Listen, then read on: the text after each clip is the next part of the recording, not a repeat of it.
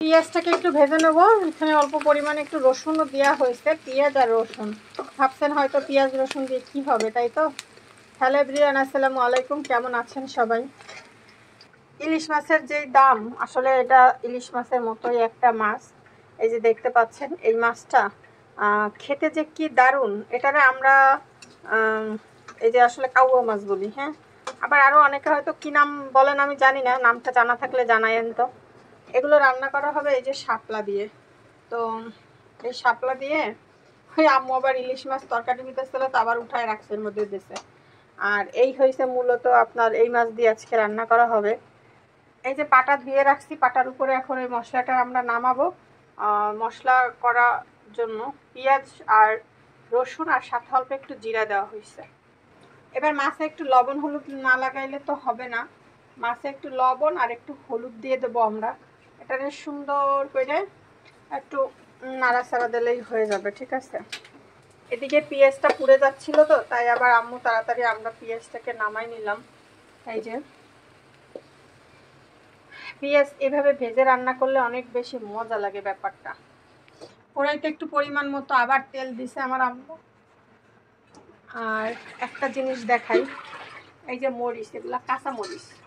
বৃষ্টির দিন কাঁচা মরিচ নষ্ট হয়ে যায় বেশি, তা আমার আম্মু ব্লেন্ড করে কিউব করে রেখে দিয়েছে, মানে ওই যে আইসক্রিমের বক্সে।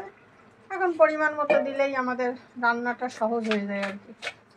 তো যাই হোক, এখন আমার আম্মু হচ্ছে হলুদ লবণকে ঝাঁকানা করে তেলের উপরে ছেড়ে দেবে।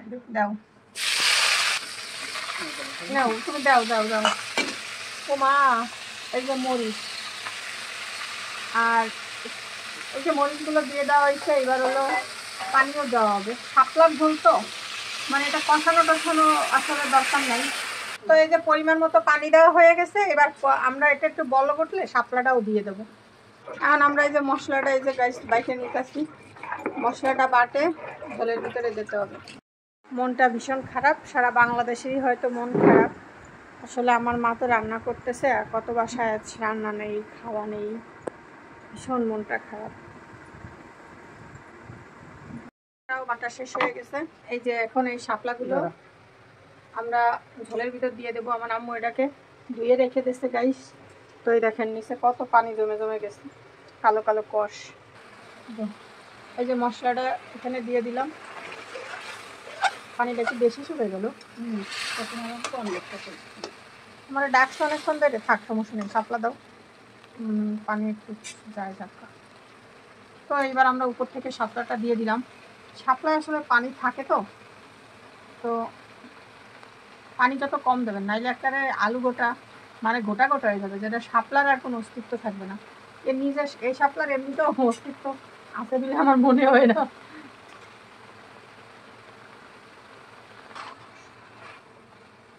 আমাকে একটু পানি দিবেন নাকি?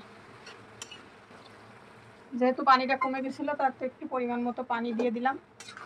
তো এখন এই যে জাস্ট একটা বলক করবে আর অমনি নামাই নেব। চলেন যাই, তরকারি হয়েছে কিনা দেখে আসি। এই যে এবার আমরা ঝোলটারে সুন্দর করে নামাই নিতে হবে, কারণ এই যে দেখছেন কি সুন্দর হয়েছে। এখন এই যে এবার ঝোল হয়ে গেছে, এবার এটাকে আমরা নামিয়ে নেব, ঠিক আছে না? এই যে এই ছিল আমার শাপলা দিয়ে মাছের ঝোল। অসম্ভব লেভেলের মজা হবে আশা করতেছি। এই যে মাছ আলাদা কাটা কাটা হয়ে গেছে। এই মাছগুলো সাধারণত একটু নরম থাকে, তো সাগরের মাছ। তো এই ছিল আমার আজকের রান্না।